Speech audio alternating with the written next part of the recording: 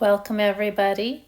If you follow my channel, you may have seen me make my May calendar and pages for my bullet journal. By the time I got to creating them and filming, it was actually May Day.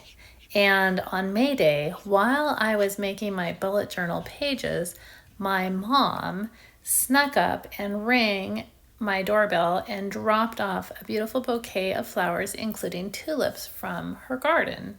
And it was so special and neat to me because my May bullet journal pages were really inspired by the tulips that my mom loves and that she grew when I was a kid.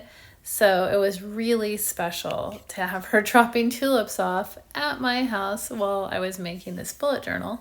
So while I did that, as long as I was making it, I decided to make a thank you card for her for the tulips and other flowers that she dropped off at my doorstep while I was drawing. So this video is actually a thank you card for my mom for those beautiful tulips that she dropped off at my house. And at the very end of the video, I will show you the bouquet of tulips that she brought to me on May Day while I was filming, and the thing that inspired me to continue filming and make this thank you card. A couple hints if you're making this card are to keep in mind to use only soft and flowy lines. You don't want any straight lines.